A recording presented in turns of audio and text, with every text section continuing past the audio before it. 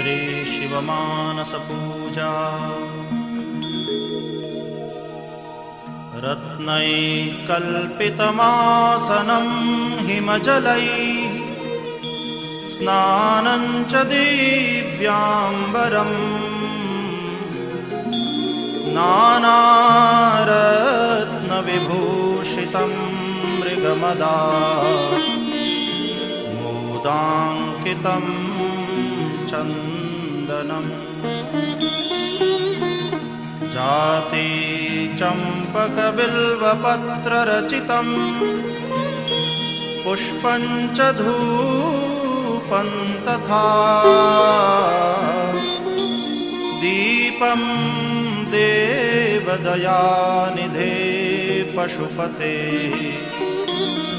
हृत्कल्पितं गृह्यताम्।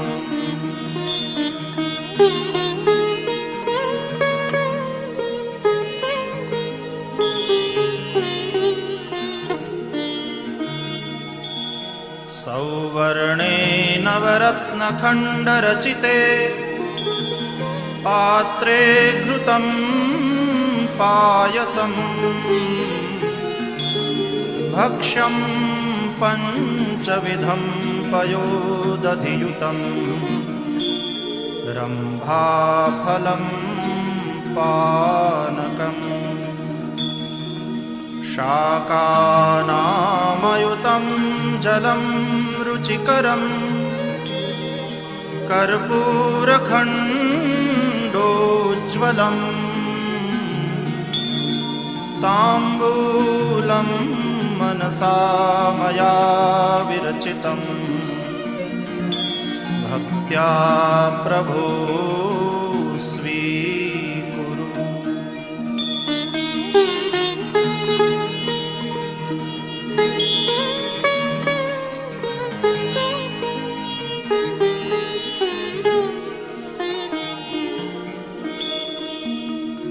छत्रं चामरयोर्युगं व्यजनकं चादर्शकं निर्मलं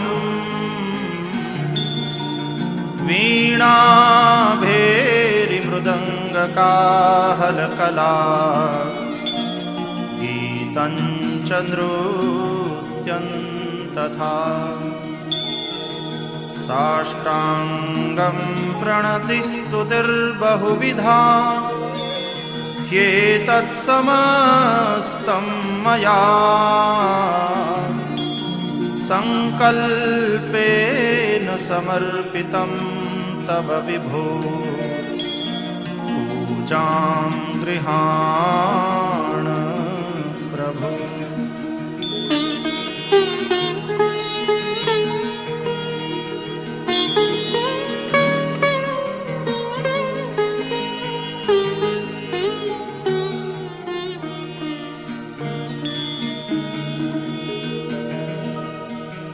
आत्मा त्वं गिरिजामतिः सहचरा प्राणाः शरीरं गृहम्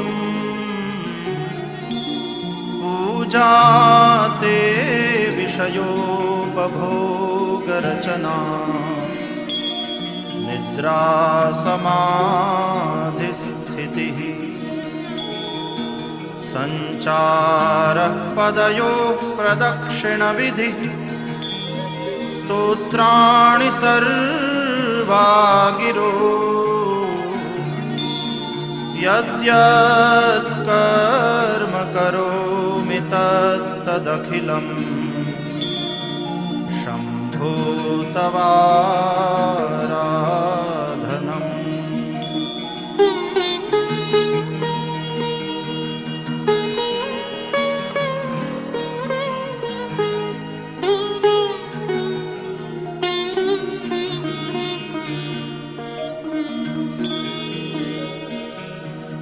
करचरणकृतं वा कायजं कर्मजं वा श्रवणनयनजं वा मानसं वापराधं विहितमविहितं वा सर्वमेतत्क्षमस्व।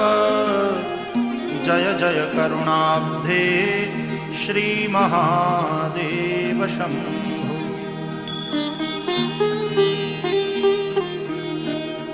इति श्रीमच्छङ्कराचार्यविरचिता शिवमानसपूजा समाप्ता।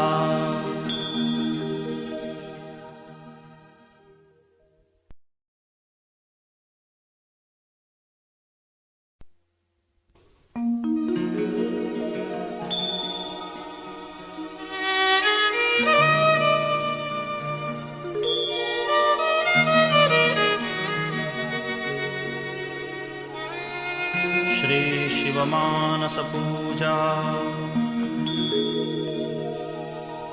रत्नैकल्पितमासनं हिमजलैः स्नानं च दिव्याम्बरम् नानारत्नविभूषितं मृगमदा मोदाङ्कितं चन्दनम् जाति चम्पकबिल्वपत्ररचितं पुष्पं च धूपं तथा दीपं